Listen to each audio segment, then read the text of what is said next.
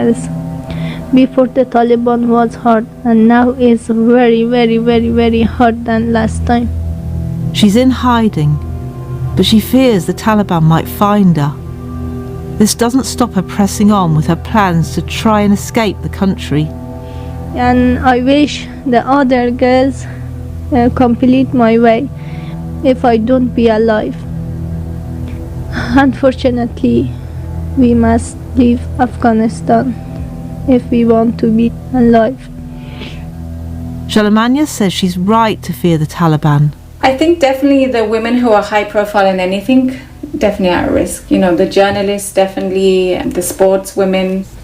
It shouldn't seem like the worst thing in the world, but somehow it does seem really awful to deny the women the access to the sort of training and competitive sort of sports they've been involved in. And also because it was just so amazing that they could do it in the last 10, 15 years. It wasn't something that, you know, was accessible to them beforehand.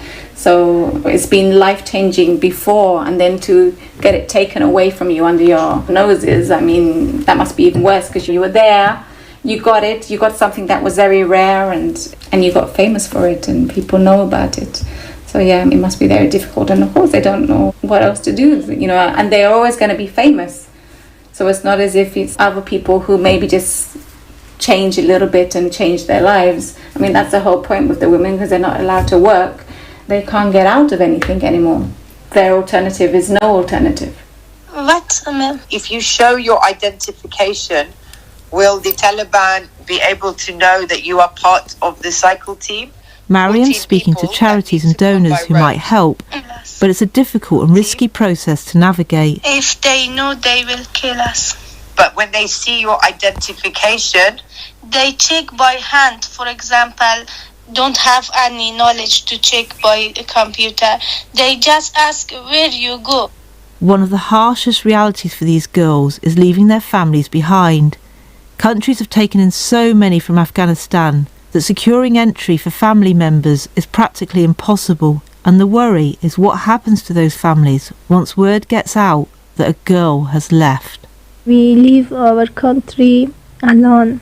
My parents is in danger because we put our family in this danger. It is very hard for me and other girls, and all girls request me all day crying, please do anything for us. It is very hard for all my team members to leave Afghanistan alone. Ash Alexander Cooper is a former British Army colonel who led many missions to Afghanistan and is involved now in trying to help people who are still there. You clearly are taking a huge risk that if you are stopped by the Taliban and you are deemed to be somebody of interest to them, then that's it. I mean, there are credible cases that I've been sent by friends from different parts of the world who have been helping families where family members have been pulled out of the vehicle and shot in front of the rest of the family. In some cases just because they had English text messages on their phone and there was an assumption therefore that they are, you know, agents of the West, inverted commas. But staying is equally tough. You know, these people are in hiding, moving from house to house because they worry if they stay for too long in any one place that, you know, increasingly they'll be at risk. So wherever they are, they cannot settle. Things they're weighing up, you know, whether to come without their parents, if there's a chance of them getting out, leaving their families to try and get to the West. And that's been the case with many people I've spoken to, that they would love to have tried to come with their parents, but the parents have said, look, you're more important. You've got to get out first. That's what matters the most. You have a life ahead of you. You know you've got to go. And so very selfless of the parents, with no sense that they would be able to follow to any of these countries. They're doing it because they want to make sure their children don't suffer in the way that they know the Taliban can rule. And do you think those parents will ever see their children again? It's hard to say. I mean, it really is. I clearly would hope so, but time will tell. And my family told us, it's okay, you can go, but we want to our parents be fine.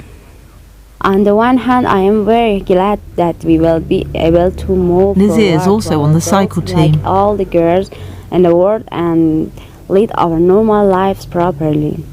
And on the other hand, I am sad that I have to leave my country, my family, my friends in this situation. Then there's every likelihood the Taliban will go and target other family members to make a point that, you know, they know that the parents might not have said anything overtly or directly against the Taliban, but because the daughter or the son may have and has the platform to do so, then they are absolutely at risk. I mean, I've received many videos of people being beaten that are taken on phones, you know, people being hanged and driven through the streets in towns that we were in ourselves not very many years ago, that we had thought had turned a corner and were now fairly civilized and, you know, well invested in and had a future. I mean, they're taking it back to the dark ages. And so, yeah, I think there's a very real risk for a lot of these families. That's going to be a huge issue. It doesn't really bear thinking about. We make a problem for my family, but now we go away and leave Afghanistan, and also my family stay in Afghanistan in danger. It is not very easy. What do you think you'll do? I don't know, ma'am. It is very hard for me because I put my family in very bad risk, and now I go alone. It is very hard. There are so many in this position. I make contact with a girls' boxing team. At first, we exchange messages on WhatsApp and they send photos, them with their trophies, celebrating their successes, and training in gyms and even out in the open. Now they're in hiding. Masuma's brave. She says she can't be any other way. The fight's still in her. Hi. Hello.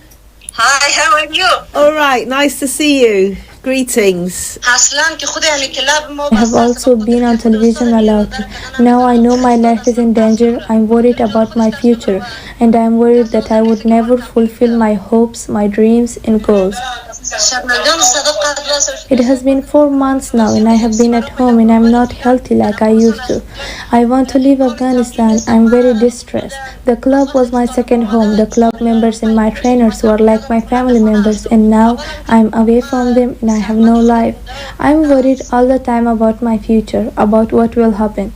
In the 20 years we were there, you know, with others, we have given a whole generation cause to dream and have aspirations that were not there under the previous Taliban government. Clearly at the moment those dreams look fairly far away, fairly distant for many of them, but you know, I think she and many of us want to try and ensure that those dreams are not, you know, they don't die. We have gold medals and achieved so much. Now we have nothing. At first our trainers prepared a secret bedroom for us to use to keep fit and try to exercise.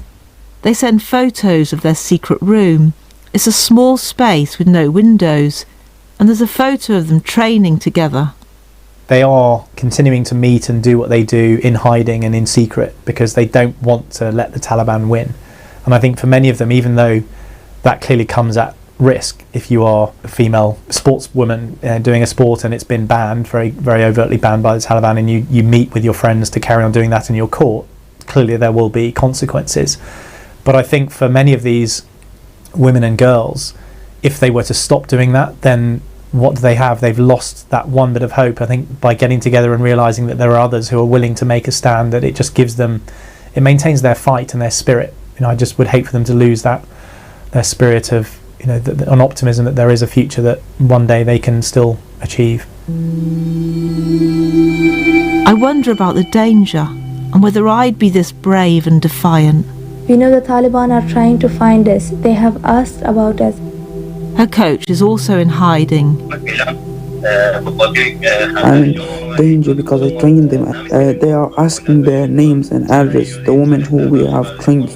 But we are very afraid. We are living in fear for the women. First, the Taliban came to our coach, and when they found him, they beat him. They wanted him to give them our names and addresses, but he didn't.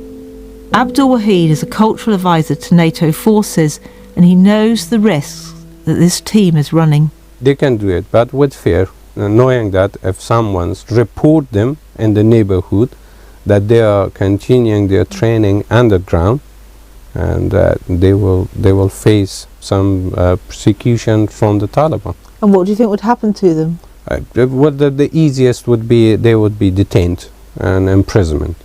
The harshest one is, like many other cases, what happened in the last 3 months. Nobody will know whereabouts they are. People are disappearing. And if you're asking the authority of the Taliban what happened to those individuals, they say we don't know. But people disappearing overnight. There is no way that Taliban will support a female boxer in Afghanistan. Zara feels lucky to have lived through 2 decades in which her love of sport was encouraged. She went from strength to strength, and she thought her daughters would do the same.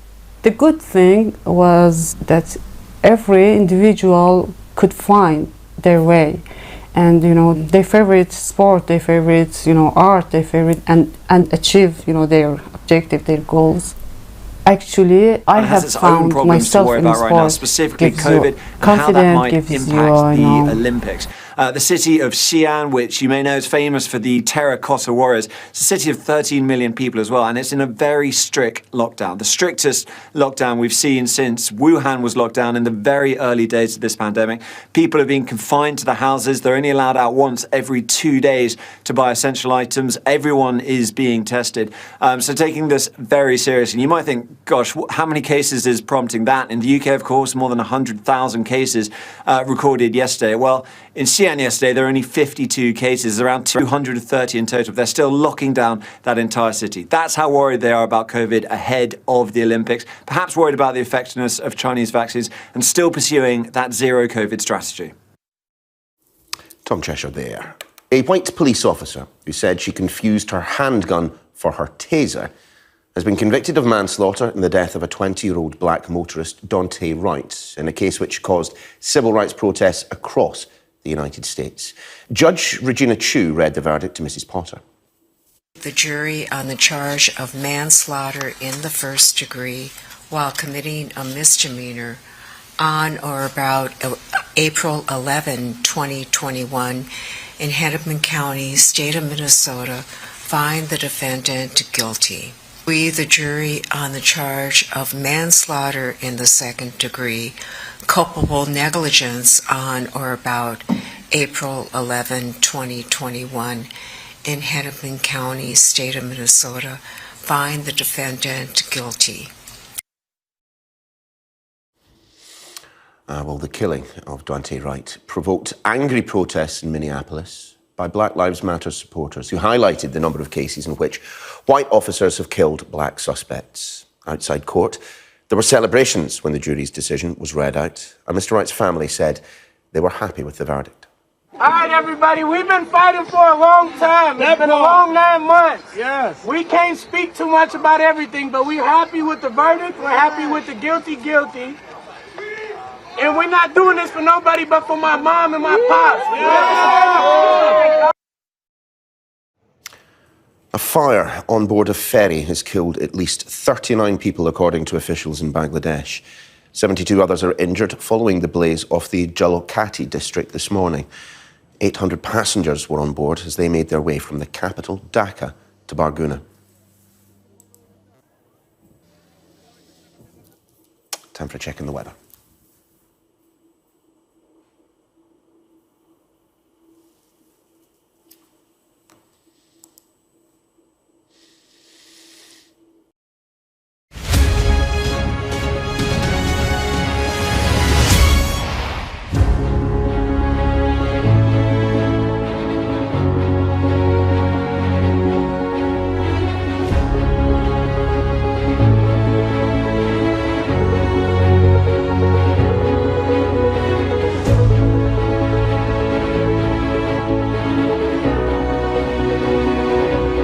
Welcome to Gabby Dave Global.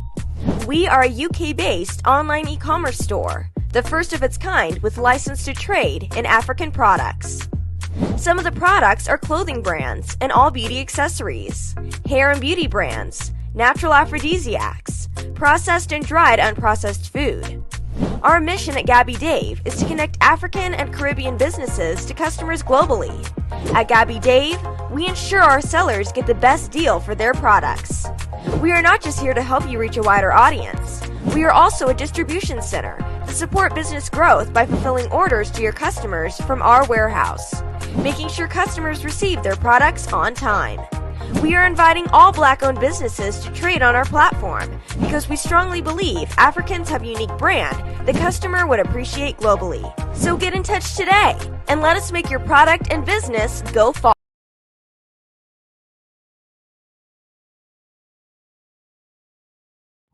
Welcome to Gabby Dave Global. We are a UK-based online e-commerce store, the first of its kind with license to trade in African products. Some of the products are clothing brands and all beauty accessories, hair and beauty brands, natural aphrodisiacs, processed and dried unprocessed food. Our mission at Gabby Dave is to connect African and Caribbean businesses to customers globally. At Gabby Dave, we ensure our sellers get the best deal for their products. We are not just here to help you reach a wider audience. We are also a distribution center to support business growth by fulfilling orders to your customers from our warehouse, making sure customers receive their products on time. We are inviting all Black-owned businesses to trade on our platform because we strongly believe Africans have a unique brand the customer would appreciate globally. So get in touch today and let us make your product and business go far. Here are some of the benefits of using Gabby Dave Global. User-friendly platform, track your shipment, online support, transparent process, multiple SKUs, multiple products, a platform that encourages manufacturers as well as traders. Our marketing and PR interventions amplifies yours. Organized products and categories for easy access and navigation. Access to global community, especially within UK and Europe.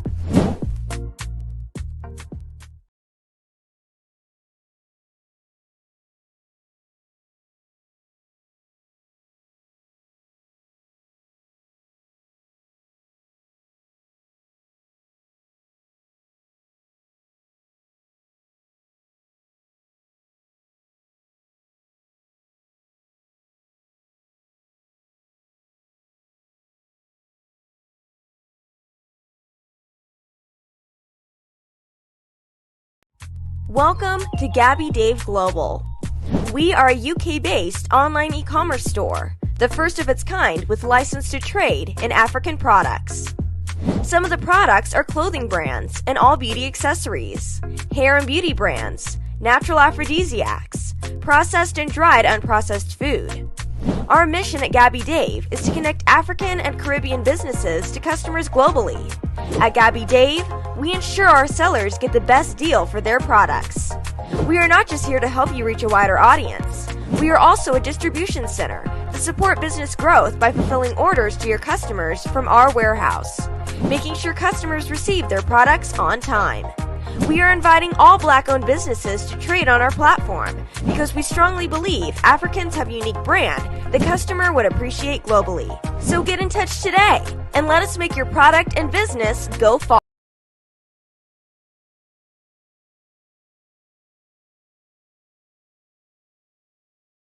I think going forward, what this indicates is that we may have a new generation of vaccines that pharmaceutical companies are already working on that are variant specific. I want to speak now to Professor Keith Neal from the University of Nottingham, an expert in the epidemiology of infectious diseases. Very handy to have you on the show this morning then, Professor. You, like the rest of us, will have gone through the UK HSA data, that from Imperial College. Should we be feeling more confident now as a result of the revelation that Omicron is not as severe as Delta? I think the simple answer is yes and no. I mean, that might not sound simple. Thanks for that, Professor. Cheers. It's a good thing that is actually less dangerous. Consensus is quite clearly that you're less likely to end up seriously in hospital. The fact that we're seeing waning immunity at 10 weeks, and that seems to be from the data I've seen, is it's about you're less likely to catch it. That's what's waning. But it still maintains you protecting from infection. The no part of the question is that it's clearly far more transmissible. And if it's 50% less likely to put you in hospital, but we get 3 times as many cases in the peak, that's what's going to cause problems for the NHS, with knock-on effects on other services who people need them. The simple thing is get vaccinated, and get vaccinated. That's the 3 messages. I suppose that the other complicating factor in all of this is, of course, it is Christmas Eve. We're about to head into Christmas Day. And that is, of course, a time of multi-generational mixing, isn't it? And you'll have young people who may well be asymptomatic, who might not have tested, meeting up with their older relatives who, although will have had the booster, could be more affected by it.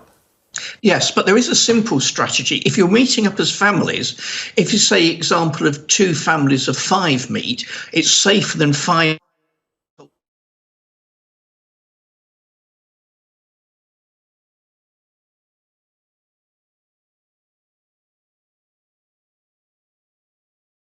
chance that if 1 or 2 people are infected in a household, then you will pick up the infection in that household so that you carry on. Professor, it appears that we need to put 50p in the meter and hit the machines with a hammer. Things appear to be going slightly wrong, technically. We're just going to take a quick break and see if we can sort this one out. Okay, thank you.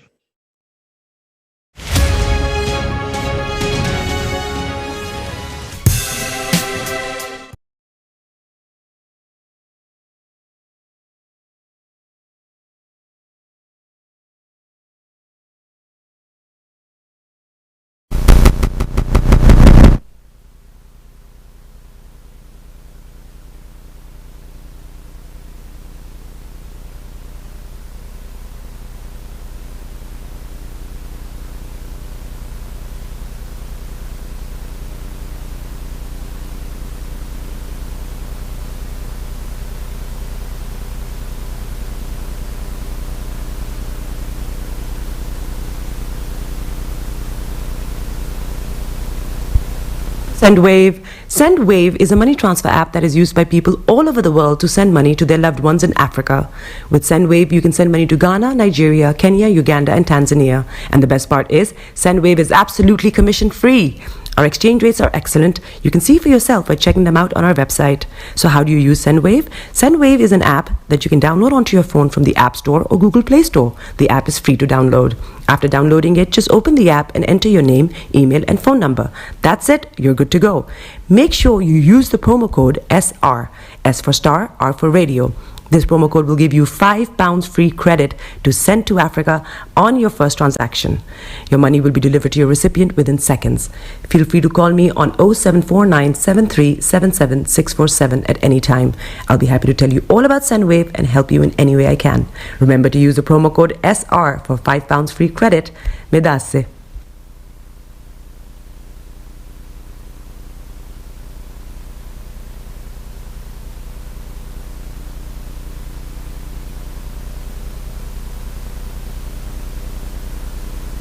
Hi guys, this is your friend Uruj from SendWave. SendWave is a money transfer app that is used by people all over the world to send money to their loved ones in Africa. With SendWave, you can send money to Ghana, Nigeria, Kenya, Uganda, and Tanzania. And the best part is, SendWave is absolutely commission-free. Our exchange rates are excellent. You can see for yourself by checking them out on our website. So how do you use SendWave? SendWave is an app that you can download onto your phone from the App Store or Google Play Store. The app is free to download. After downloading it, just open the app and enter your name, email, and phone number. That's it. You're good to go. Make sure you use the promo code SR. S for Starr, R for Radio. This promo code will give you £5 free credit to send to Africa on your first transaction. Your money will be delivered to your recipient within seconds. Feel free to call me on 0749 7377 647 at any time. I'll be happy to tell you all about SendWave and help you in any way I can. Remember to use the promo code SR for £5 free credit. Medasse. Tune in to On Point here on Star Radio UK with Empress Regina every Monday at 5 p.m. GMT. Looking forward to your company. Hi everyone, it's your girl BB Clement, the author of How to Go From Employee to Entrepreneur and the host of your weekly business show, BB Means Business, the show where we discuss everything you ever wanted to know about business but you were afraid to ask. How do I start my business? How do I raise the finance?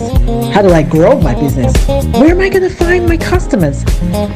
Join me every Tuesday at 1:30 p.m. on Star Radio UK to get all the information and tips that you need to become a successful entrepreneur and become financially free. Remember, don't let life dictate to you. Rather, put your signature on life.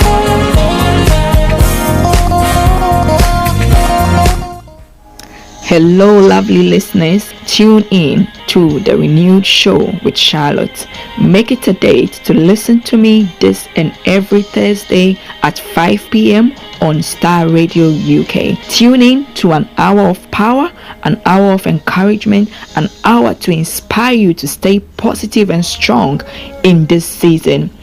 See you there and listen. Hi there. Are you dreaming of owning your own house in Ghana? Then you will need a well-documented piece of land that is free from troubles.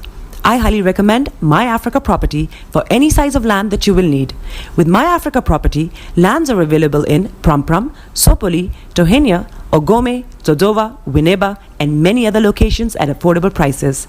These locations are about an hour away from the airport, only 35 minutes from the motorway, 10 minutes drive from Central University College, 10 minutes drive to the beach, and close to Prampram Senior High School and Ghana Men's Soccer Center of Excellence. For more details, visit our website www.myafricaproperty.com or call our UK office on 0208 123 2523. For our US and Canada offices, call us on +1 585 184 994145. You can also email us at ghana@myafricaproperty.com.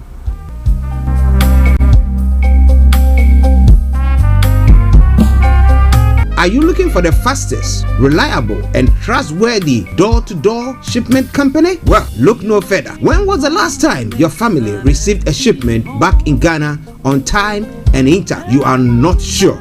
Well, Lamb Shippers, we pride ourselves with being the fastest, reliable, and trustworthy shippers you can use. You are assured of a prompt pickup anywhere in the UK by our personnel. They also make sure your items are well packaged to get to its destination in time. When it comes to door-to-door shipment, look no further.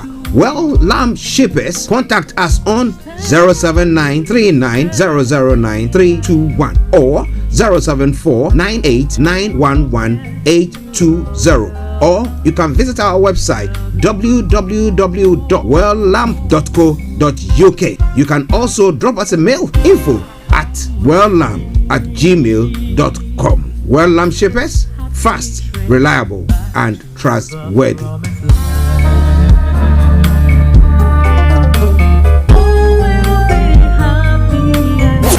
Broadcasting live online.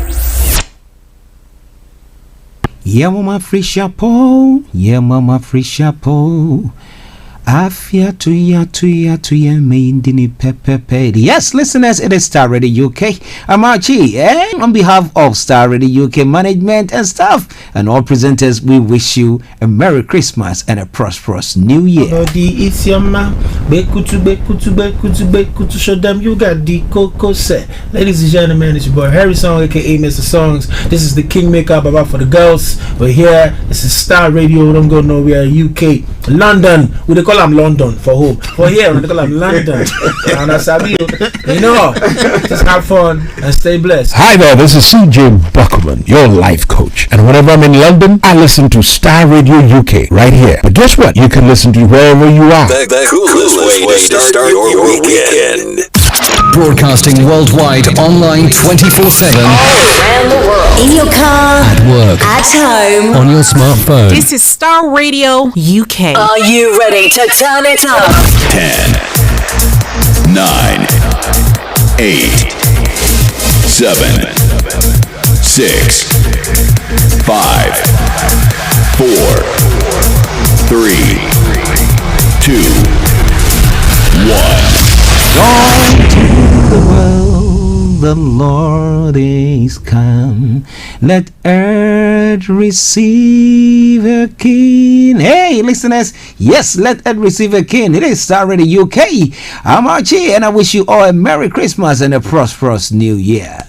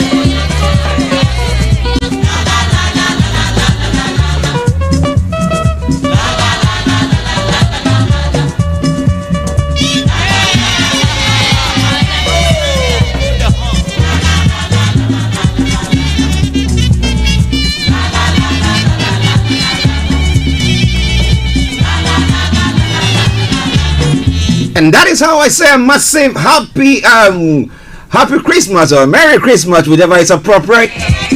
But good morning, good afternoon, good evening, good dawn to you wherever you might be on planet Earth. Those of you on other planets as well, we salute you all and we welcome you to today's wonderful program. Today is the 24th day of December.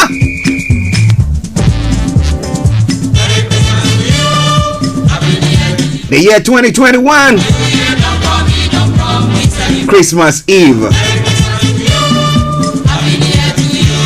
I hope that wherever you are, you find yourself this morning, you finish with all your packing and all your parceling and everything that you want to do there. Well, if you work in the lastminute.com, I bet by this time you are now thinking of, what is the last present that I need to get? But it's nice to be working in lastminute.com. What about that? So I want to welcome you to today's live broadcast. It's a very special one. So in the next hour, 15 minutes, I'm going to be here. I'll be joined by Kojo D live in the studio as well. Where we're going to be having a look at some of the stories making the rounds and bringing all our Christmas wishes to every one of you who are tuned in to listen to us. But on behalf of the management of Starr Radio UK, all presenters and staff, I salute you all and I welcome you to today's live broadcast. And let me say a special good morning to my colleagues, Mr. Frank Davis, Mr. Olaimi Koiki, Kojo D, Felix all the way in Aberdeen, and then to the one and only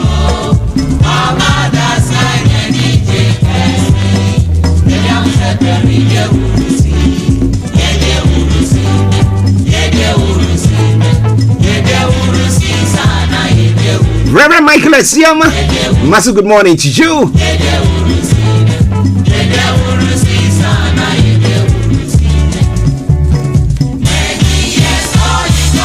My wonderful wife Lottie, massive good morning to you as well. To the families, those of you in the US, those of you in Europe, those of you in Asia, those of you in Australia, those of you on the African continent, especially those of you in South Africa, Mr. Benison Hamon and the team there.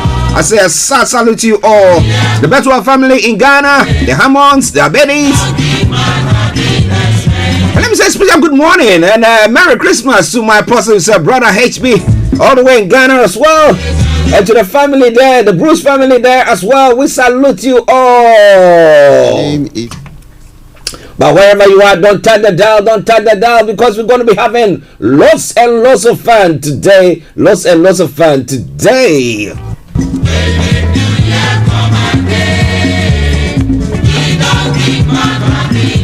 But I'm going to crack on straight on to bring you the quote of the day, the weather forecast, and the travel update. A quick one from there, and then we can move on to have a look at some of the stories. It's going to be a very swift one. Special good morning to our money man himself, Mr. Dan Tabiri, CEO of GIL Accountancy Services, and to the lovely Mrs. Evelyn Tabiri, and all the girls there. Massive good morning to you all. Dr. Martin, yes, Winnie Ben told me that it was your birthday yesterday as well. Let me say a massive happy birthday belated to you as well. Mama Lynn, massive good morning to you. And a Merry Christmas to you as well. Let me say a special good morning and Merry Christmas to all Bible Lifers and Divine Life Assembly members as well, from the head pastor, Pastor Nana, to every member there. I salute you all. To the one and only Oba Frances. Yes. Good morning to you and to your family as well. Well, make merry, make hay while the sun shines. Somebody say, are you in your Christmas? Yeah, if you can tell, if you want to call this Christmas, yeah, then I'm in the mood. That is all coming your way from Starr Radio UK, your favorite African and Caribbean radio station in London. Well, Christmas don't come, Abby.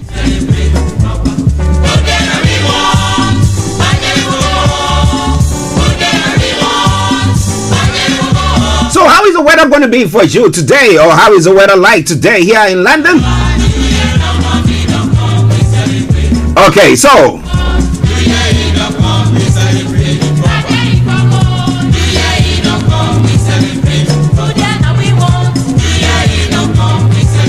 for London and the southeast of England, this is how the weather is going to be for you today.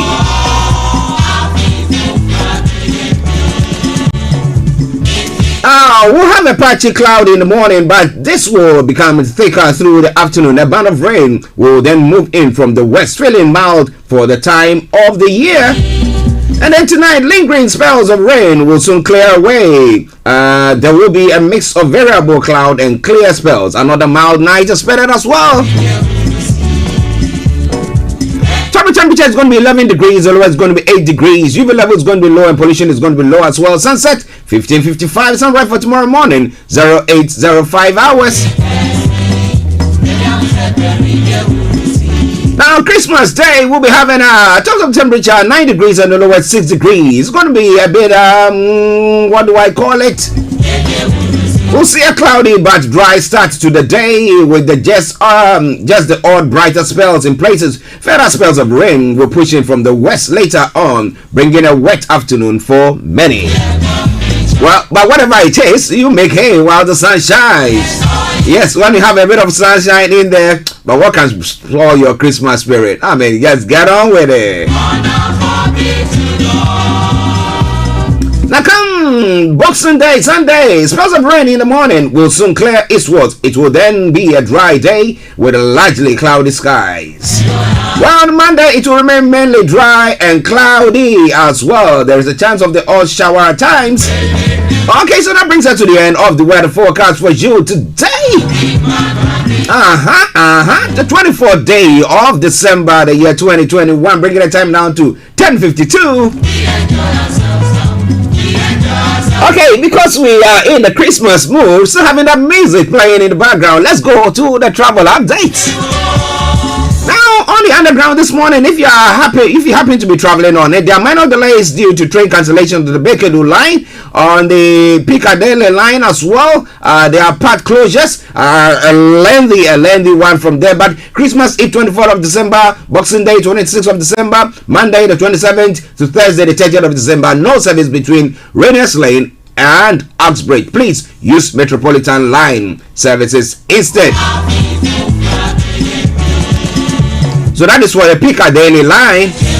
And as you know, Waterloo City line has still got planned projects. That aside, all the others have got good service there. Now let's look at London Overground. Changes to London Overground Euston to Watford Junction services on Christmas Eve, the 24th of December. The 0531 first train from Euston to Watford Junction will depart at 0538 and run 7 minutes later throughout, arriving Watford Junction at 0626, the 0615, 0758 and 2030 trains from Euston to Watford Junction will depart on time but will run later throughout, arriving Watford Junction at 0707 or 0847 or 2221.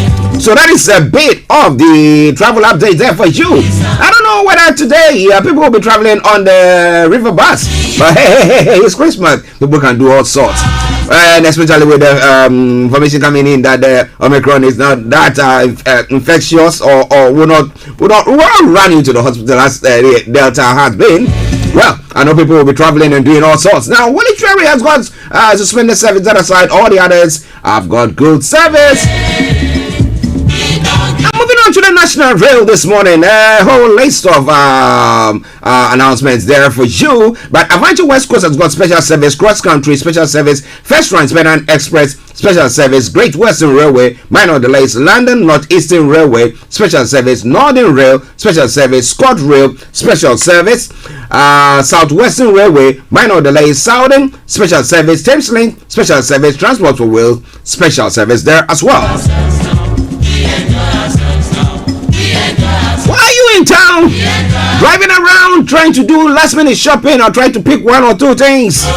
Well. The A4 has got closures, Central London Red Roads closures, A2, serious delays, A20, serious delays, A21, serious delays. If you can avoid them, do your best to avoid them. If not, if you are stuck in there, continue to listen to what's Scott and when there are any changes. I promise you, I'm going to bring it to the fore. On that note, let me say, A Merry Christmas and a prosperous New Year to you. Enjoy your comment for today, but you know what? Continue to keep those eyes on the roads.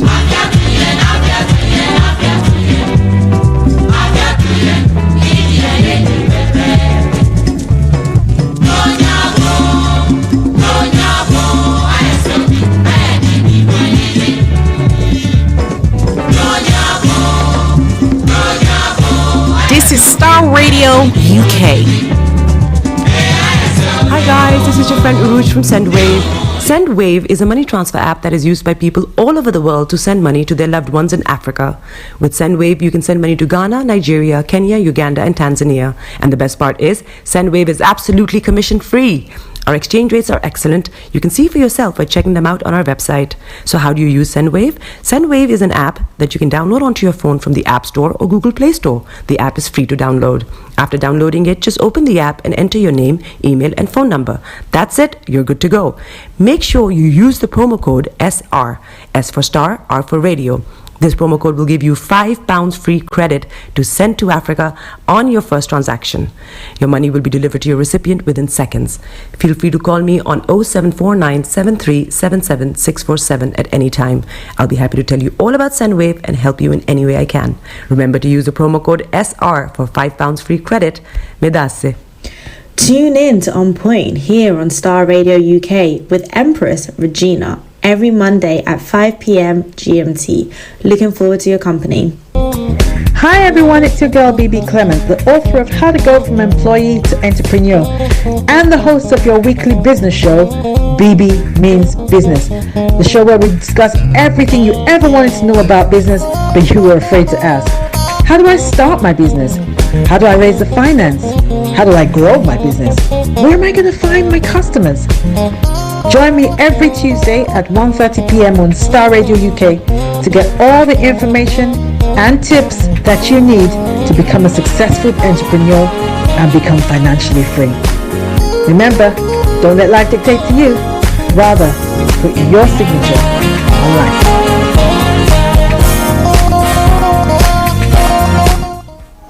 Hello, lovely listeners. Tune in to the renewed show with Charlotte. Make it a date to listen to me this and every Thursday at 5 p.m. on Starr Radio UK. Tune in to an hour of power, an hour of encouragement, an hour to inspire you to stay positive and strong in this season. See you there and listen.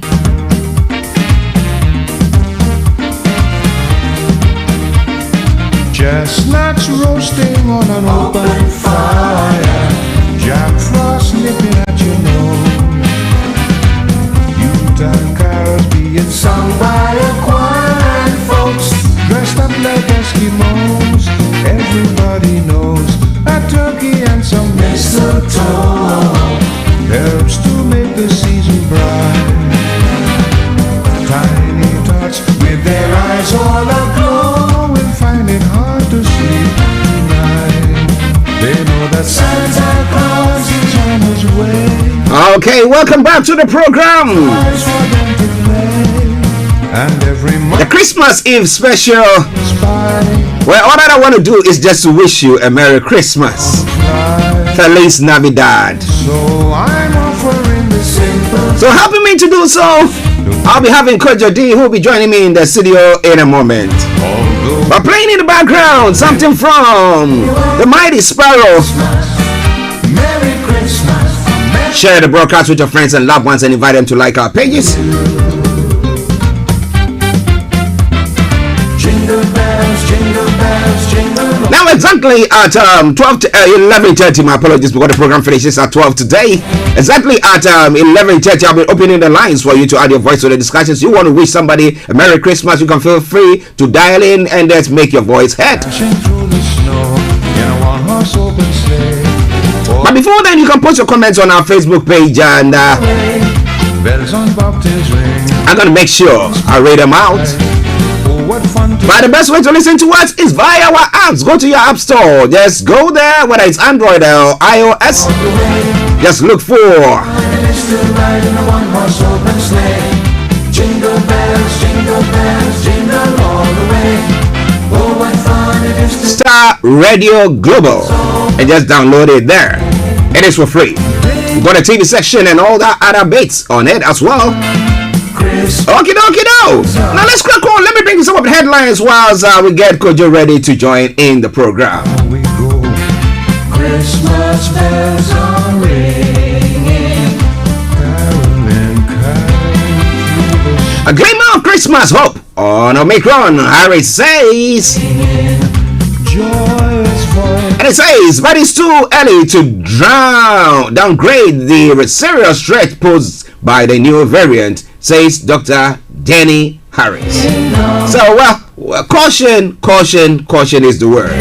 Now, Queen's Christmas message expected to be personal. She is pictured wearing a brooch worn on her honeymoon with her late husband, Prince Philip.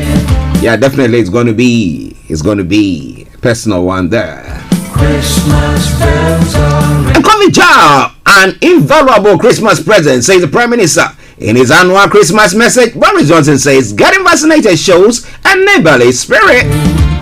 So you go get it and then you help your neighbor. It's a gift from the government to you, or the NHS to you. What about that? All right then. And then a manhunt in anti-Semitic attack during Hanukkah. Police have released CCTV of a man wanted in connection with an assault in West Hampstead. And a fourth man has been charged over street stabbing. A 41-year-old man was stabbed in Bolton following a fatal attack on Tyrone Williamson. There are some stories making the rounds here in the UK.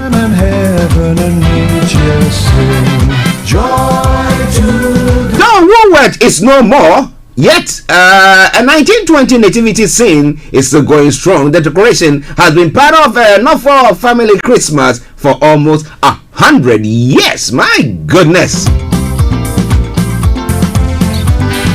But I hope that I'm managing to put you in the Christmas spirit. What are you going to be doing? What food have you prepared?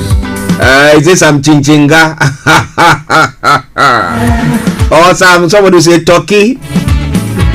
Or goat. Now that's good, you know. have snow or lamb and mistletoe or cow, presents, whatever it is, or chicken. But back in Ghana and on the African continent, well, some people are going to buy chicken. Lots of chickens are going to be slaughtered. You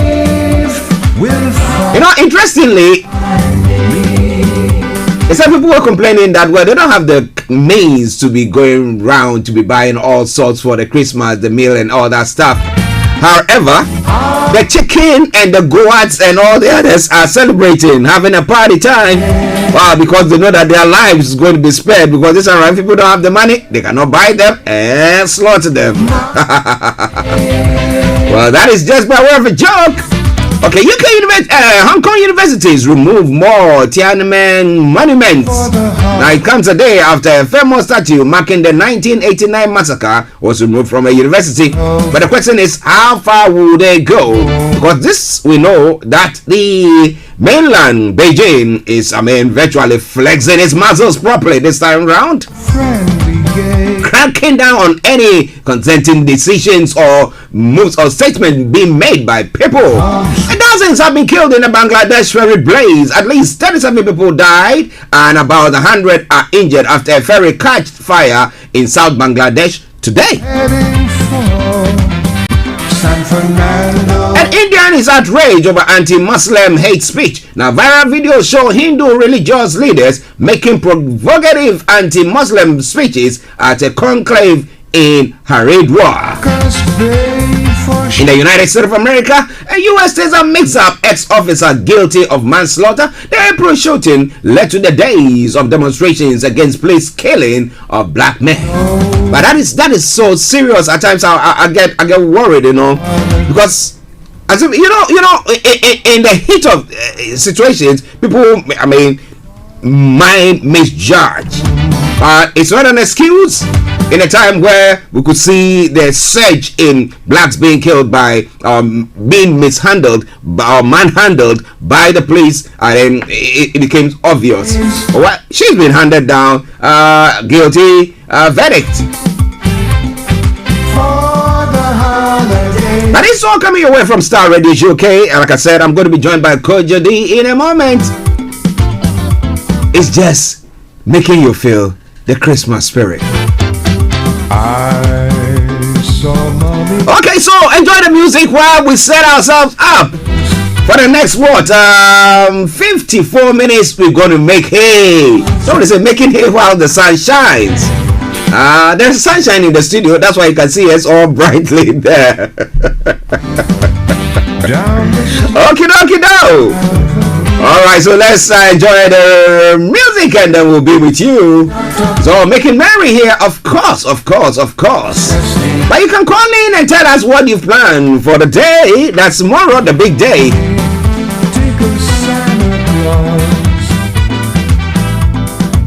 Underneath his beard, so slowly wind.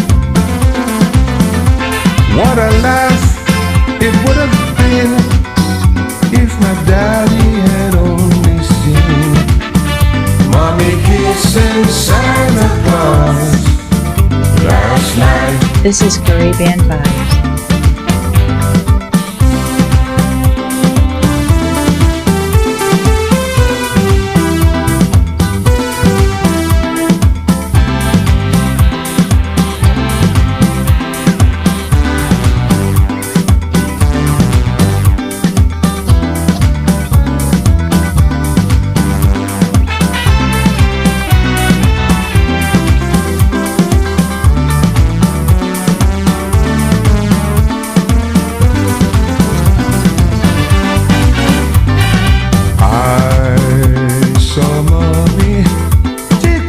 Santa Claus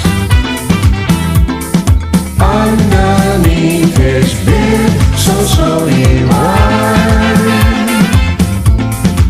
Oh, what a fight it would have been if Daddy had only seen Mommy tickling Santa Claus last night.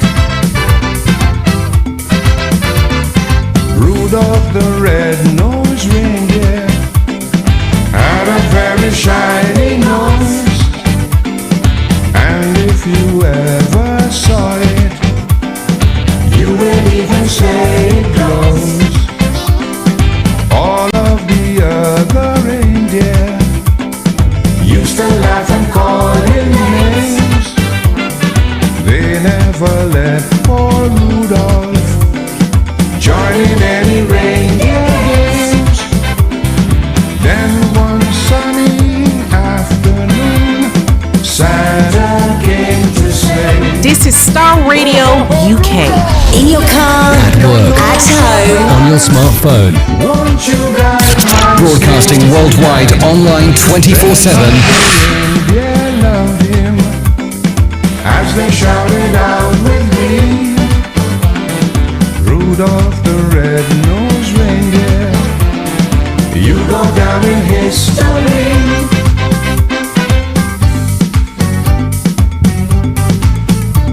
Oh, come, all ye faithful, joyful and triumphant. Oh, come we to Bethlehem. Come and behold him, born the King of angels. Oh, come, let us adore him. Oh, come, let us adore him. Oh, come, let us adore him, Christ the Lord.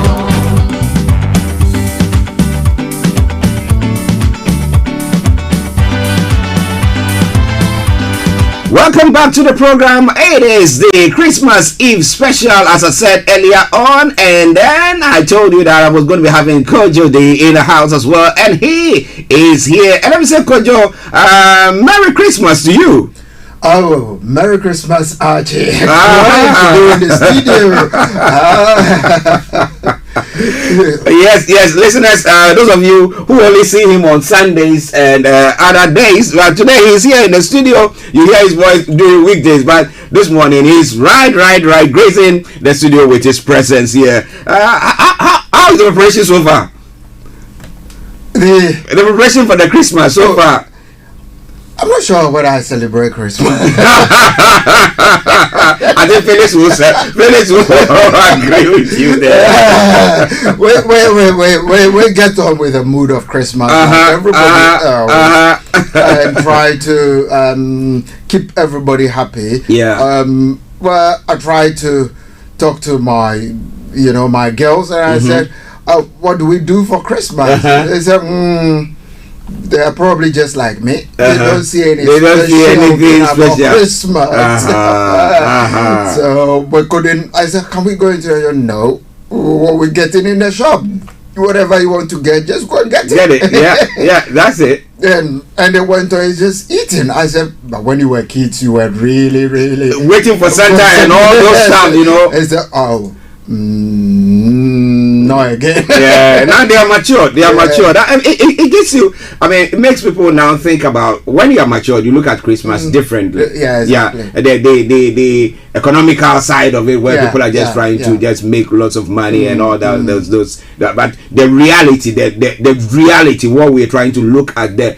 Celebrating the birth of Jesus as a gift to man. I mean, it's not necessarily going around and doing all those shopping and queuing and all that stuff.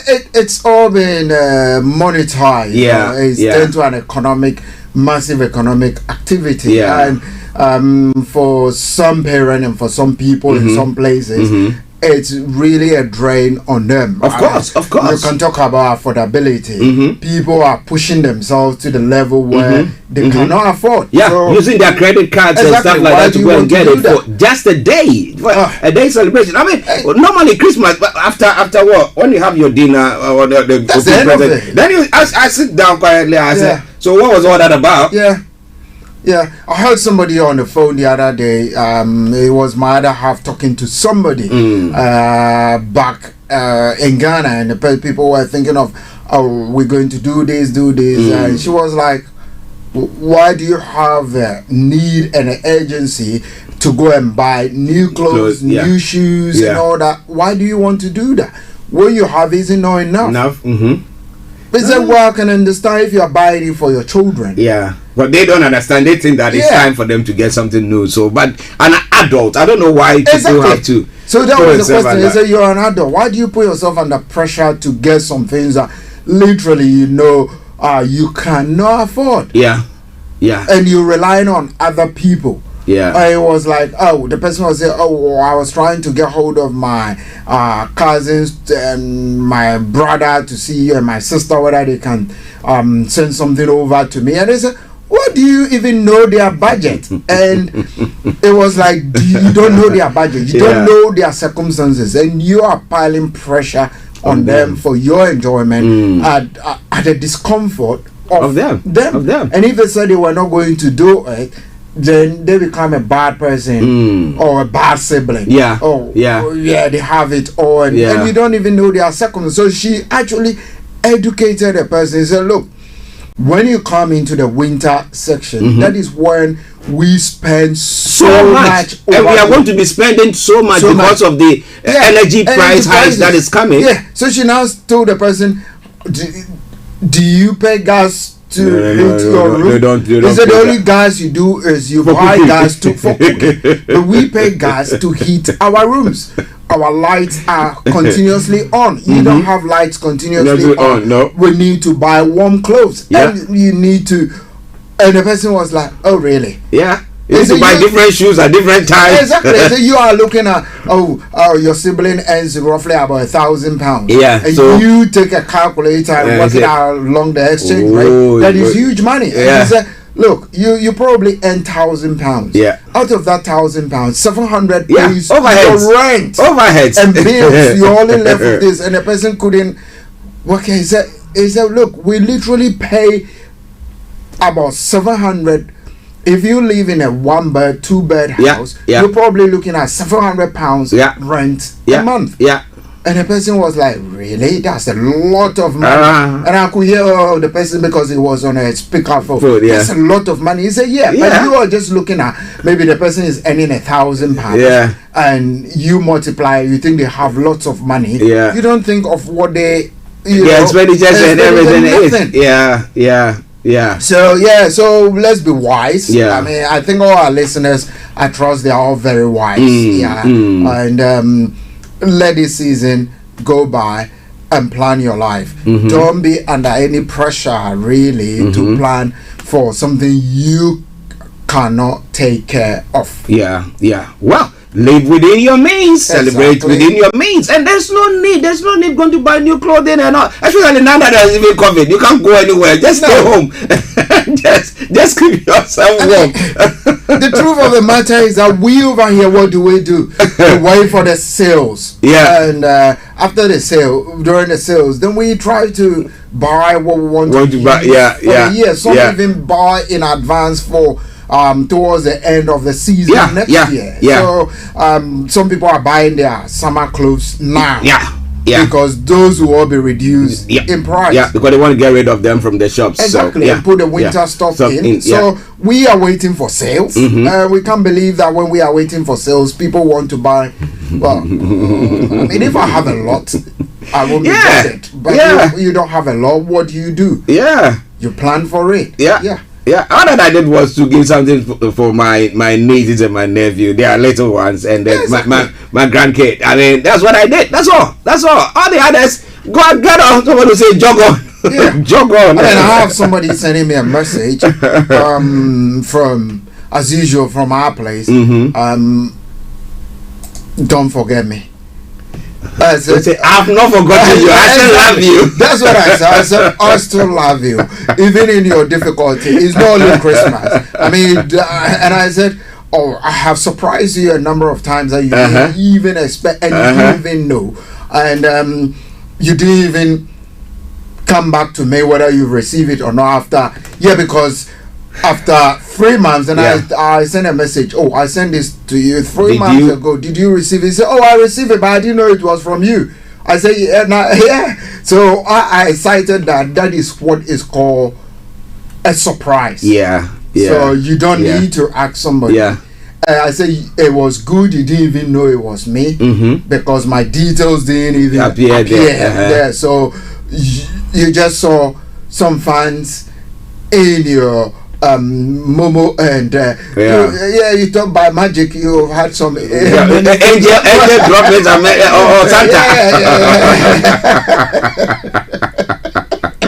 Well, listeners, it is Starr Radio UK. A very, very special Friday session. It's going to be ending in the next 42 minutes thereabout. But we're going to make sure that we make judicious use of the time. Sure. Yes, with me in the studio, Kojo D, I'm Archie, and we are looking at some of the stories now. Let's quickly go to Omicron. Now, the fact that the severity has been downgraded is good news, but it's also bad news because some people might take it that, well, after all, what? Let's get on with our lives, go mingle and go do that, and that is where the fear is now. What is your take on that? The truth of the matter is, whether you are triple jabbed or double jabbed or single jabbed, the virus or not jabbed, you catch the virus. But I think what the scientists have told us is the severity of the illness you will get. So as of now, in the UK, statistics have we set a new record last night. Over 120,000 people being infected. But that in itself does not translate that all those 120,000 or so people will all end up in the hospital or have severe illness. So what we know now from what the hospitals are saying and what the records are saying is that for every 3 out of 4 people on admission currently in the hospitals, those are non-jabbed people. So for every 3 out of 4 people having received a jab, and they have serious illness, and the one person who have received a jab maybe double jab, yeah, also came into the hospital, but yeah. they don't have severe illness. Okay. They don't even need to go on any ventilator. Okay. They don't need to Just go on even mild, oxygen their mouth because some of them have compromised immune system. Underlining, so they have to observe them. Right. Last weekend, that was Friday, exactly today's week, a friend of mine, and they ended up in hospital, all three of them. She, the other half, and the kid. Wow. They ended up in hospital. They are all triple jab, but my friend wasn't in the hospital. He didn't have any symptom, nothing at all. And the daughter was coughing relentlessly, continuously. Of course, because she is 11, she cannot be jabbed. Like the US. Yeah. So she was coughing. Obviously, she brought it from school to home the last day of term. Yeah. So he got up, went to work as usual. He went to his work. He works in a health system anyway. Yeah. So he went to work, and whilst he was work, a call came through from the other person and said, "Look, the girl is really, really very, very poor. She's coughing relentlessly." So he said, "Yeah, at this material moment, I've got as far as Central London. I cannot come back. The best way for you is to put a call through to the ambulance service." And they came in and they saw to them 2 hours, they went away. But what am I trying to say? After those 2 hours, the next morning, the girl was still coughing. So they ended up going to A&E. And when they got to the A&E, they left the two of them, and they didn't know what the situation was, so they did a test for all three of them. And they found out that they were all positive. But here's the case: two of them are triple jab. But they decided to keep the mom because the mom had a chest infection. Okay. Ongoing chest infection. So she is already compromised. They just decided to keep her and observe her, but she wasn't really ill.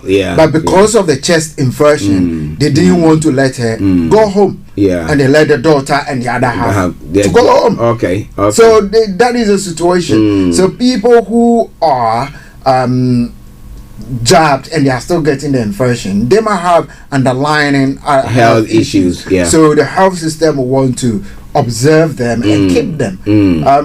But for a vast majority of the people, it's just a simple being protection. We know it is not really Omicron is not as dangerous as the Delta and the other ones, Beta and Alpha and probably the original. The original, we didn't know a lot about that.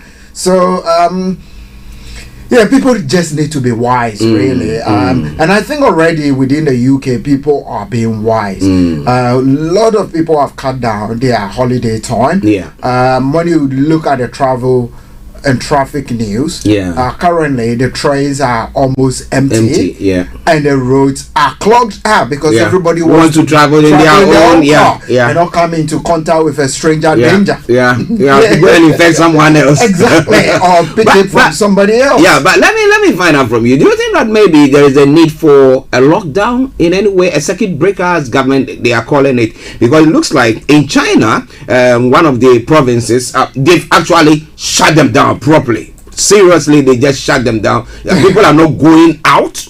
I mean, if you have to go out, I mean, one person from their family can go out to go and get few of the utility stuff that they need for home, and then come. So virtually, they are cracking down, making sure that it doesn't spread. So what is your take on that? I mean, that said, that you've just said, China is a communist country. We know they are repressive. The citizens' rights are not the same as citizens' rights in Western democracies. Of course. Or curtailing people's freedom of movement becomes an issue in places like the UK. And these have to go through Parliament in the UK and other Western democracies for votes to be put on, and the majority of the people have to accept that the country needs to go this direction. Exactly. And we don't have that here. So at the moment, the way the statistics are pointing, is there a need for that? I probably would say at this time, no. No. Okay. If you're comparing even the UK to China, UK probably has about 90% of its population has some kind of antibodies and immunity to the virus. Yeah. So they built up their immunity as compared to other countries that have just below 30%. So you can understand why it wouldn't be the wisest thing to do. And already people have taken precaution. People are staying out from the shops. So the government hasn't imposed a lockdown. Okay. But in people's minds, we need to get away. Okay. From So people are taking those actions by themselves, but not government coming out. Earlier on, you look at the queues that people queue and go to shops. It's not like that at all. Non-existent. Yeah. You go into the shops, there are less people in the shops that you go into. There are less people everywhere. You go to offices, and some people had already decided, oh, we don't want to mess up our Christmas, so we stop going to work. People stop going to work, I think, from last week. Because working from home. Exactly. They don't want to mess up their Christmas, with the exception of those who cannot work from home. And even that said, my other half works in a school. As of last week, Monday, that was the last day they even went to school. Okay. Because parents stop bringing their children to school. We don't want to be infected by nothing. If you get infected and they said a child brings something home and they said you have to isolate for 10 days, the Christmas is gone. Well, if you are isolating at home, that is cool. I have seen my neighbors. It was this morning I was telling my other half that I haven't seen my neighbors coming out of their room. I always hear the children playing at the back in the garden. What is the problem? But it's simply, the man works in London, the woman works in London, but the man works as an engineer. He works as one of these industrial, commercial air conditioning. Okay. He plans, is one of the managers. He plans for massive buildings, new buildings, heating systems. He hasn't gone to work for a week. Staying away from he doesn't want to get, and the wife too hadn't gone. And I have looked at other neighbors, the same. So people have already taken measures not to go because they don't want to isolate when they probably want to visit a grandparent. One of the guys I work in the office with decided every day he's doing a lateral flow test, and he won't step in the office. He came to the office once, and it appeared somebody that was infected him. No, it appeared somebody who was coughing. The person is a suspect. And because I'm in an office alone by myself, so he came to me and said, "Look, the guy that I share the office with, he appears to be coughing." So and can I come in? And the first thing he said, I did ask him whether he has done a lateral flow test, and he said no. I'm just clearing my throat. And he said, you are not clearing your throat, you are coughing. So that was Monday. Last week Monday. And he decided he is not coming to the office again. I don't want any infection. He wants to spend Christmas with his parents. So he doesn't want. And he said, well, and I said, you can just do it. He said, no, not only a lateral flow test, because the mother hadn't taken the vaccine. One of those the dad has taken the vaccines, and I said, so he doesn't want to compromise the mother's health. The mother doesn't actually go out. So why should he be the one compromising the mother? And I said, so do you go to shop too? He said, no, stop going to shop. We can order things online, let them come. And this is the last day you see me in the office. And I said, well, I don't even come to the office. So he said, no, I don't want to see anybody anymore.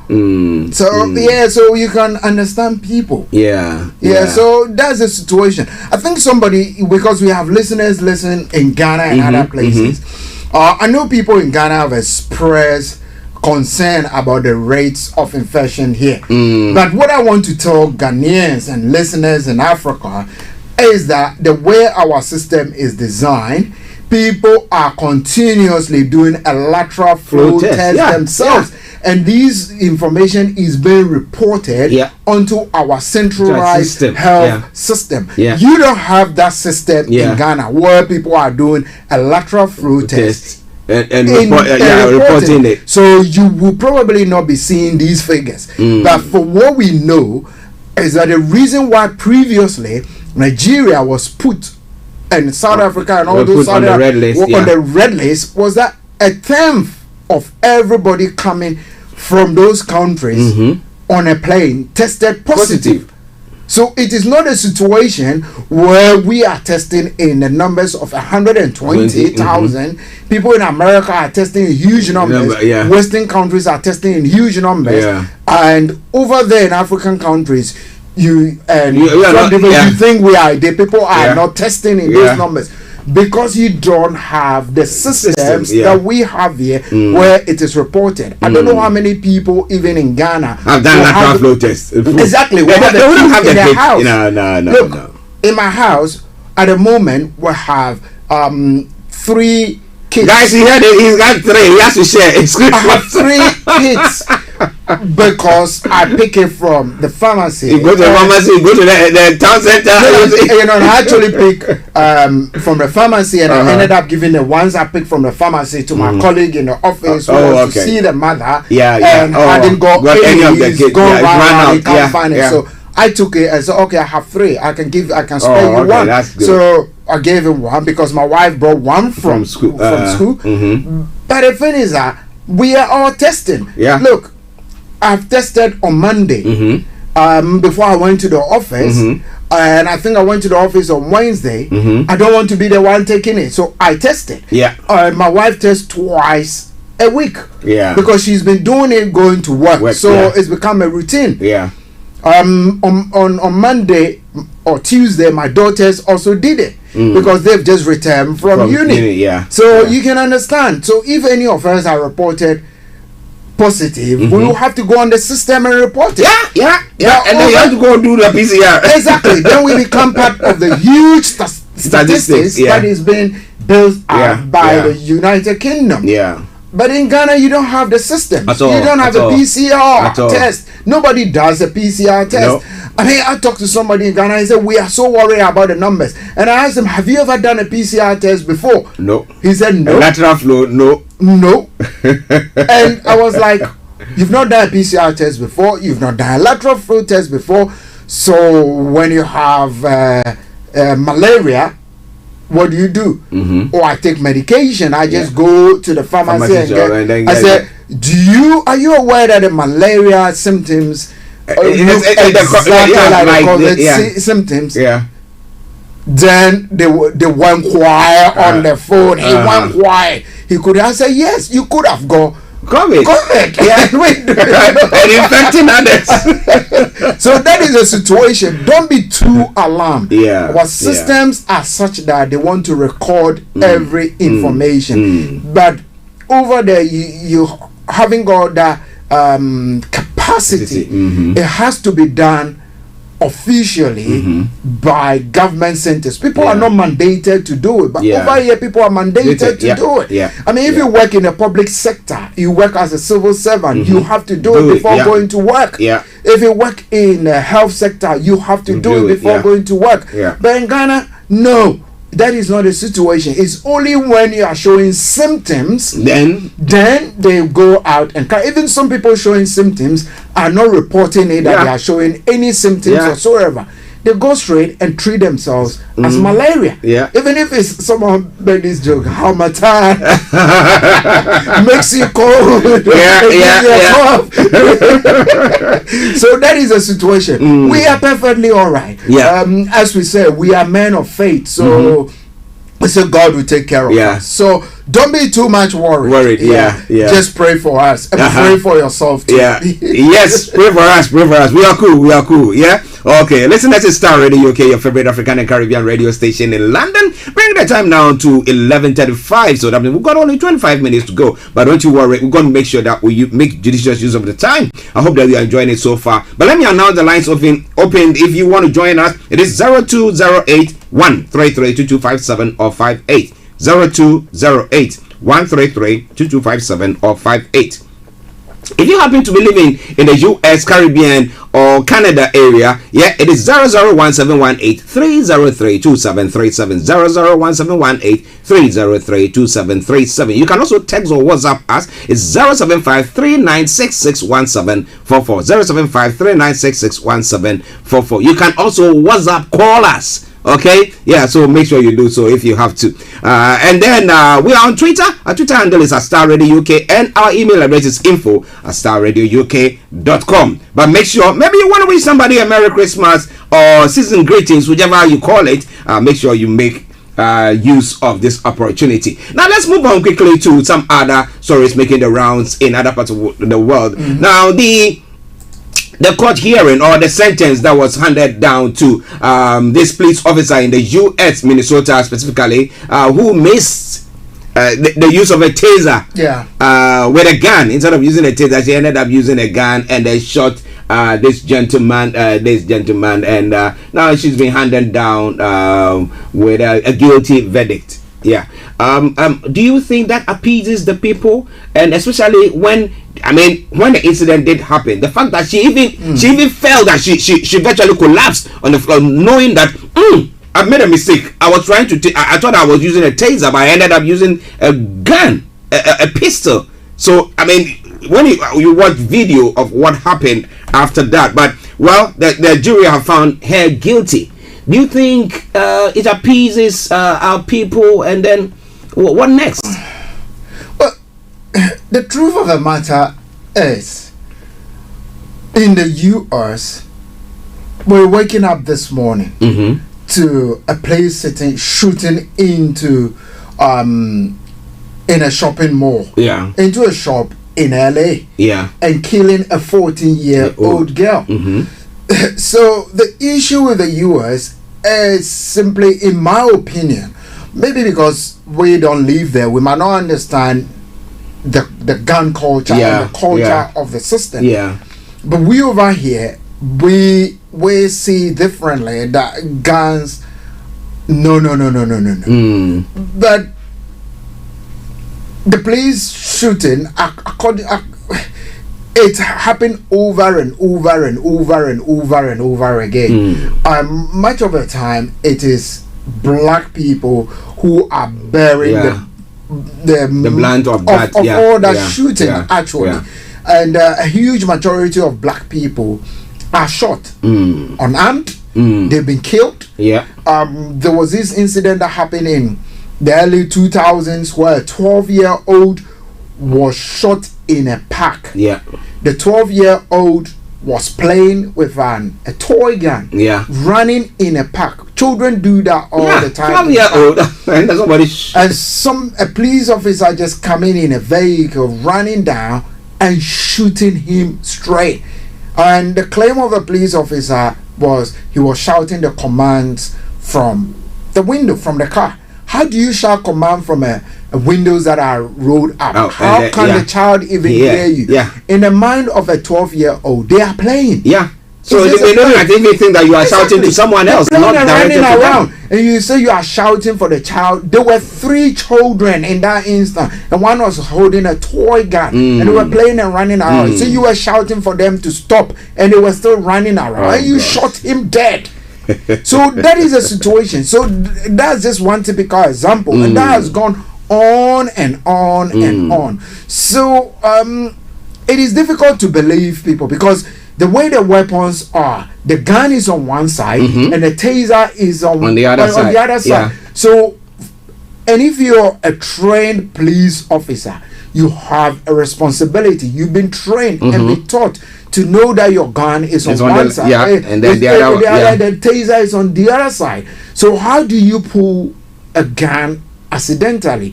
So let's make this assumption: the gun is always hooked on your left, right?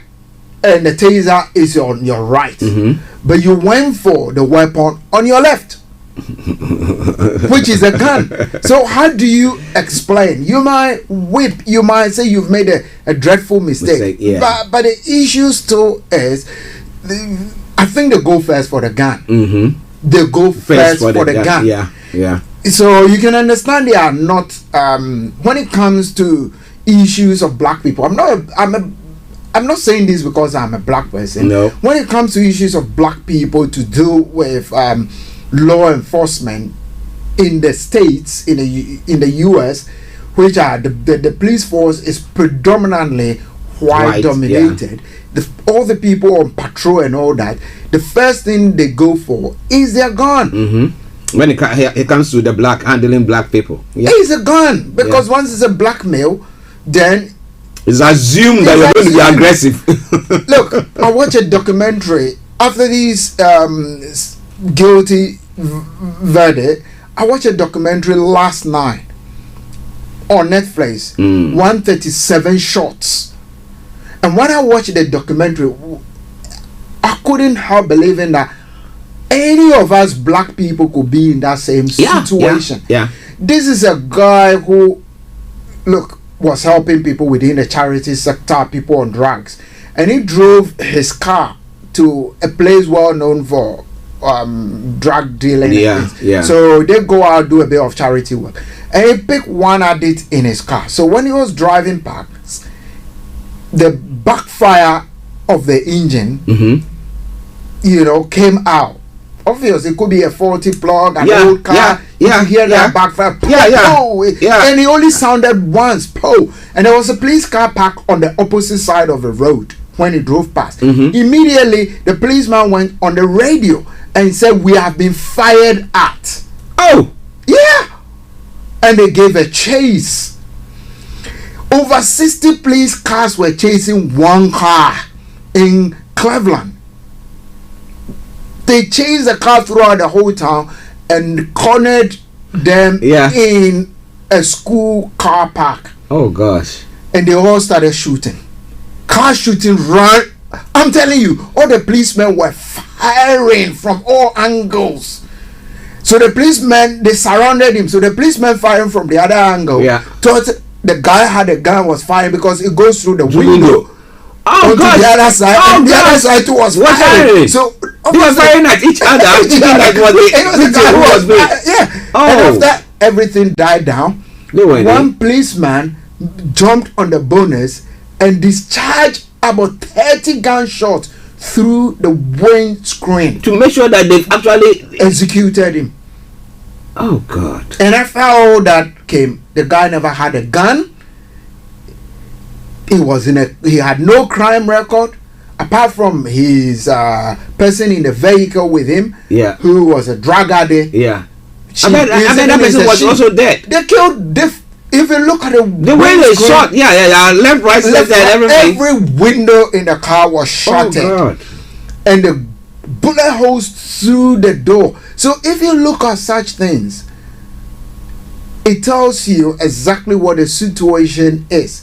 And you look at all that has happened in the last few years, and even look, George Floyd's which made big headline. It could tell you that, look, the first thing they go for is a gun, and the people really want policemen to be found guilty. Of such. They have to. They have to be responsible. Look, when you put yourself on the street as a police officer and you're carrying a weapon, before you discharge the weapon, have you thought through that is this person armed or not armed? Why am I discharging the weapon on this person? Could I have killed the person? And they aim at the torso. They don't aim even at the legs. Because you need to they disarm the person, not to kill the person. They aim at the torso and shoot the torso. So if you shoot the upper part of the body, you're killing the person. So I think they're going to appeal it. It's going to get a police union and all that involved. But I think it's a first step. I think that will make people happy that, look, people are being held responsible for any of us in our normal work. If we do something that killed somebody, we will go to jail. we will go to jail. If I drive on the road and I drive recklessly, any of us drive, and we kill somebody, we will go to jail. So that is a reckless behavior. We can say it's a mistake. We can say it's an accident, but it still doesn't really rule out. There are accidents, we understand. And she is even lucky. She is not going in for murder. She's going for manslaughter. second-degree manslaughter. It's a manslaughter, which is even less than first degree manslaughter. So she'll be out pretty soon anyway. Okay. Well, listeners, I tell you that we're running out of time, but we'll still make sure. Let's go straight to Africa. And somebody say, what are we looking at in Africa? Well, there are many issues there, but let's go straight to one from Nigeria and then one from Ghana. Nigerian military has killed ISWAP commander Modu Kim. Foot soldiers. The story said the Nigerian army has eliminated Modu Kim, a senior commander of Islamic State, West Africa province. Now, Kimi, also known as Abu Mariam, and foot soldiers were killed on Thursday in Borno State within the Lake Chad precinct. Now, the air raid was executed at the river bank of Bisco and Tumbum Tawayi in Abadam local government area. Intelligence, surveillance, and reconnaissance missions deployed by the Nigerian Air Force revealed their location. So that's a good one there. But there are other crimes, serious crimes going on, abductions, killings, and lots of things going on there. Yesterday, some of them were of the view, or during the week, some of them have been of the view that the government is failing woefully. But with this action getting to the end of the year, do you think that it puts a bit of vimp in the military in Nigeria? Well, does it make any difference? The ISIS has a plan already. If they eliminate a leader, they put another leader. When they remove another leader, they have in line another successor to take over. So I would say, well, I think we all agree that it's a step forward. To trying to get rid of this barbaric group of people. But does it really stop everything? No, the guys will put another successor. So what it tells us is that the Nigerian government will have to do more than they're doing currently. I mean, if they could take off one leader, they shouldn't wait for another leader to announce their presence. They should do like the Israeli military last. Now that you have the upper hand, it should be all guns blazing, as the phrase we use. All guns blazing. At the moment, they have the momentum, as we call it. They have the momentum to go after them, because now you would realize that their front will be a bit disorganized. I'm referring to the ISIS. So the Nigerian government has the momentum. They should go out all guns blazing after every one of them to make sure before they even name another successor, they are neutralized. I mean, that would be my preferred way of doing it. But as we know, these people are like ghosts. You are chasing a ghost. We can sit in the studio here and say whatever we want to say. It's easier said than done. But I think it's a plus, but I think they should go all out. Go all out. Well, 11 minutes to the top of the hour. Let's go to Ghana now. And before we go to Ghana, it was also announced that Russia is also stepping into. Last night I read this news and I said, what's Russia also doing in West Africa? They are in some of the I think either in Mali or one of the countries, and this DRC, and they're saying that the people, some communities are saying that they didn't even want them there. I mean, there's been lots of things there. Is it that Russia is now also trying to now flex its muscles? Because they have succeeded in Syria. It wasn't the West who pushed out ISIS. No. It was the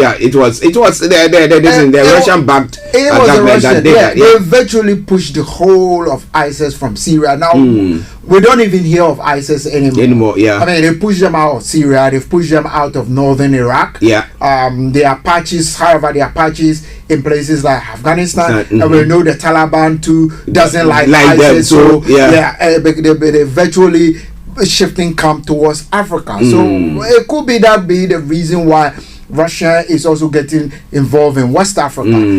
But the Western countries are saying they could still further deteriorate the security situation. But going by that, if you look at Syria, Western countries said the same thing about Syria when Russia was stepping into Syria to fight ISIS. They said they were destabilizing and backing Assad. But as it turns out now, they did a better job than Western countries. Neutralize the whole situation. Exactly. There. So if Russia is going to West Africa, are they going to do a better job than the French and America has done so far?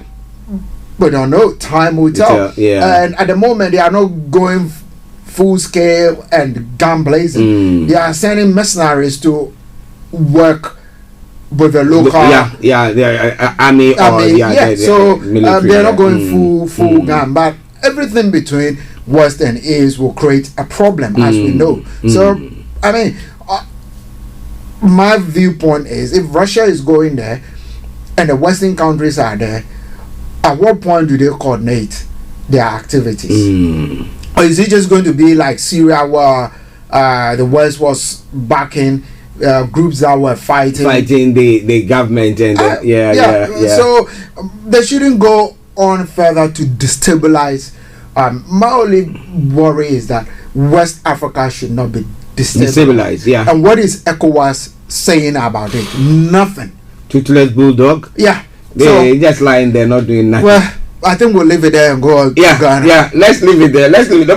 Before we go there, a quick one from Russia amassing arms and everything at the Ukrainian border. I mean, they are saying that they want a meeting with the US come January. I mean, next year, as soon as. Do you think that it's going to escalate into something? Because the Russian troops are there. You see, the armory, everything there, and I'm like, whoa, this is like proper war that is about to take place. Escalating into something, I don't say it going to escalate. Okay.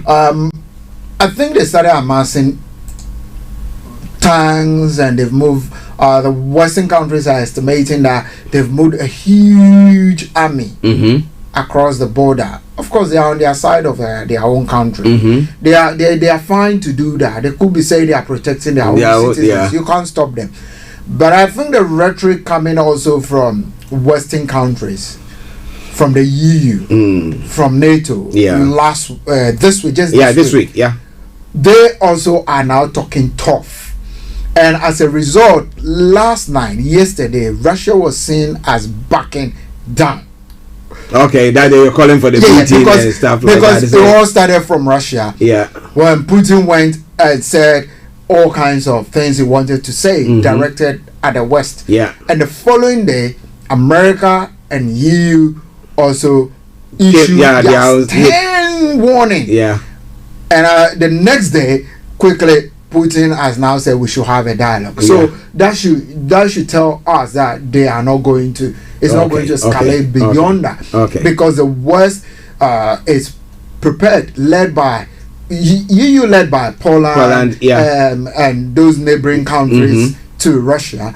They really want to also exert their influence. And we know NATO too is now trying to protect Ukraine. Because they see Ukraine gradually becoming an EU country. And it's a very good frontier for them to reach out and be spying on Russia. So I think that is all that Russia is also trying to protect itself from.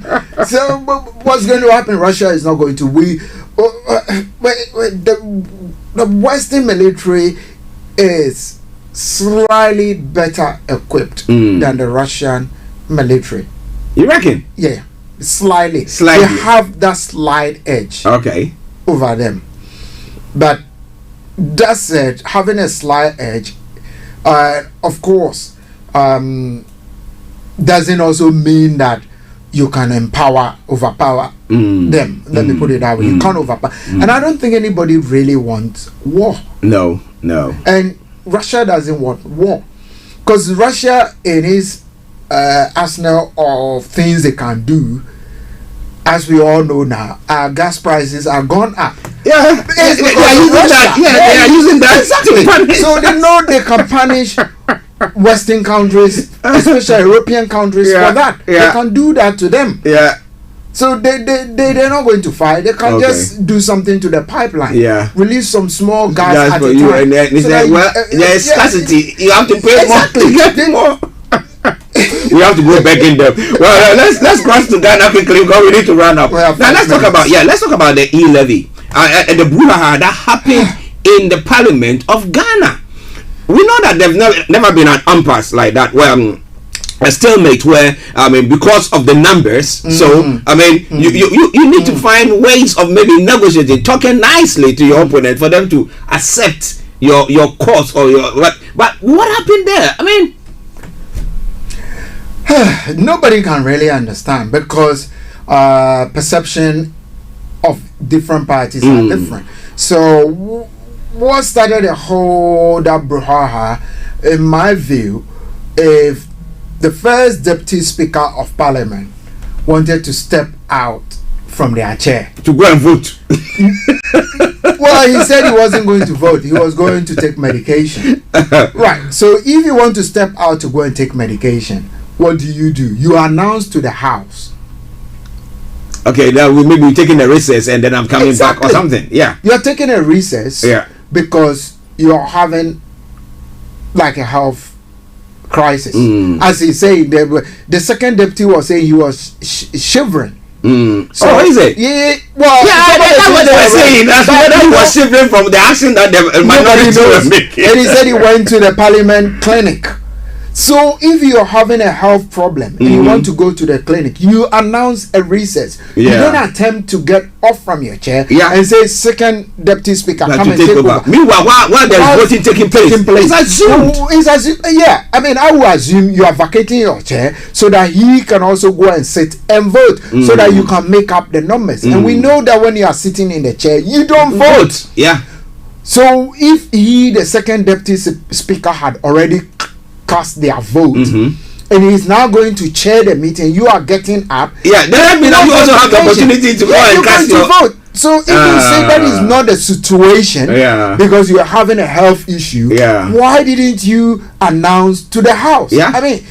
As far as we want sanity to prevail, as far as we want people's health issues to be taken care of, the right procedure should be followed. Of course. If you're having a health issue, just announce to the house that, look, you want to take a short recess because you have a problem and you want to take medication. If you are diabetic and you're having crisis, if you are you have high blood pressure and you forgot to take your medication as a result, whatever the health situation is, you want to excuse yourself from the chair, there is a procedure to follow, which hadn't been followed at that instant, and that gave rise to the opposition doing that. And of course, what the opposition was doing, they were trying to prevent him from getting out to go and vote, and the majority was also trying to push them back, so that they can also get out. So that is what resulted into that. I think that is just an afterthought. You have to come and say that they were saying that, but it's still not accepted. If you want to get out from your chair, you have to, as a speaker on that occasion, you have to excuse the house. That is a standing procedure. You don't just get up and call in the second speaker. Deputy speaker. They had done that. They had done that previously when they were trying to approve the budget in the first place. After the speaker, quashed the first approval. He decided to not accept it. Now, when the main speaker wasn't there, and he took the first deputy took over, then he went to vote.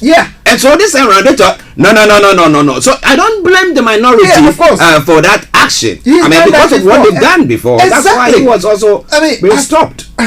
As far as we all want Parliament to be sensible, parliamentarians not fighting each other, not brawling in a chamber, the right things too should be followed by the people who lead the house. So the majority and the minority should have also called their whatever call the speaker aside, and the three of them together with the second deputy speaker taking a decision that look, you cannot vote. Even if you vote, if you get up from the seat and go and the vote, second that is null and void. I think they should arrive at that conclusion so that it doesn't really happen again. But with the E-levy, I think if I were in one of these parties' communication wing, I would take a different approach. Like you're saying, why couldn't they bring the minority on board? So that is what they should have been doing, bringing the minority on board, reaching a compromise, and allowing this to happen. And at the same time, if I were in the minority at the moment, this is a really own goal being scored by the majority.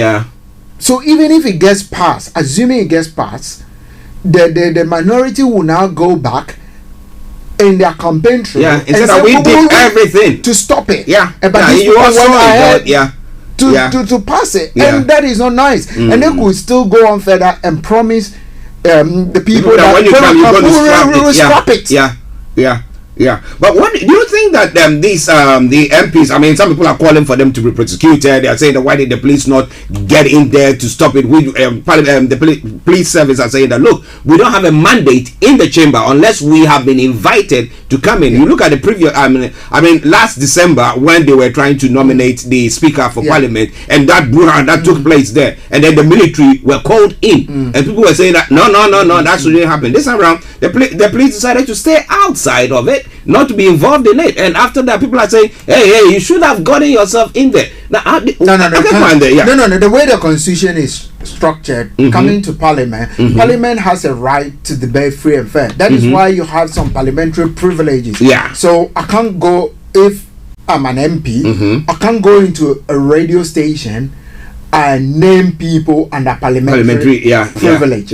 But I can do it in the house and name people that I think should be named. If it's a crime involved, if it's a government minister, if it's a government official, I can use the parliamentary privilege and say what I want to say in parliament, knowing that I will not be prosecuted. Nobody is going to come after me because of a parliamentary privilege. So they have that privilege. So the police have no business going in there.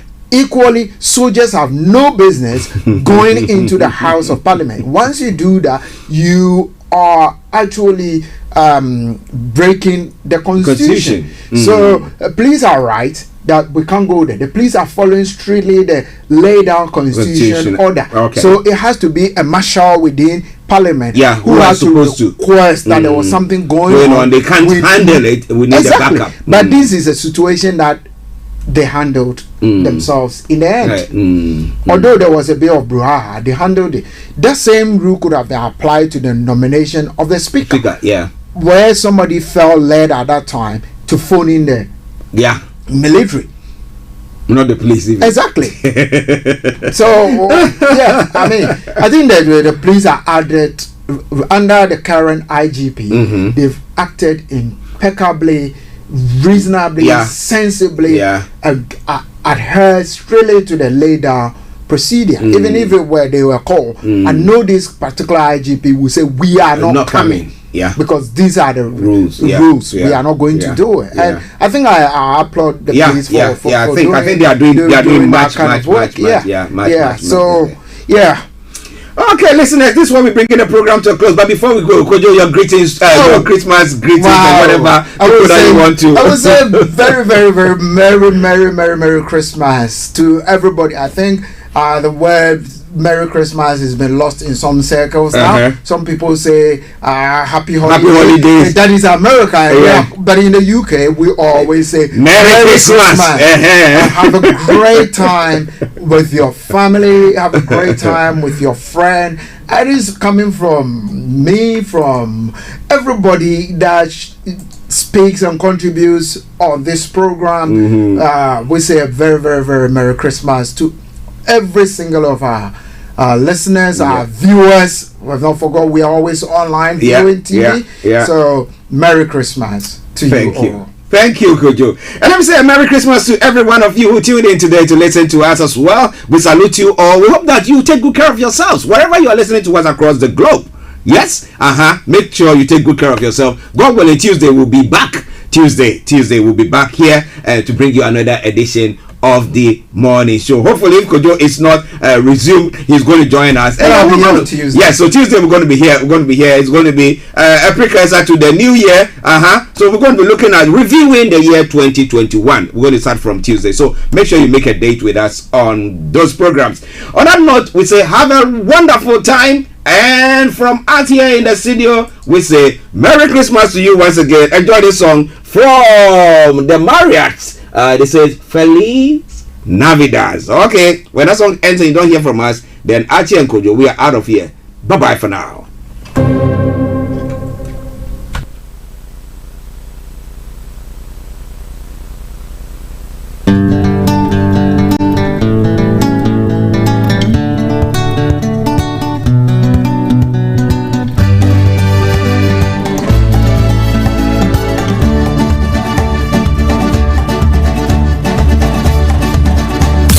Broadcasting worldwide, online 24/7.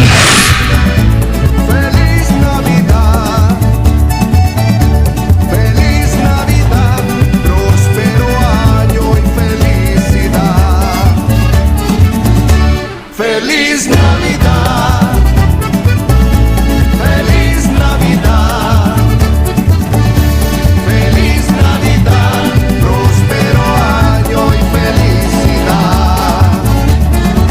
I wanna wish you a Merry Christmas.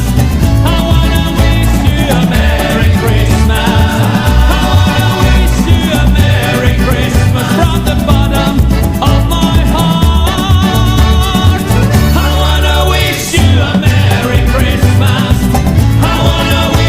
This is Starr Radio UK. Thanks for listening. Feliz Navidad, Feliz Navidad, Feliz Navidad, próspero año y felicidad. Feliz Navidad.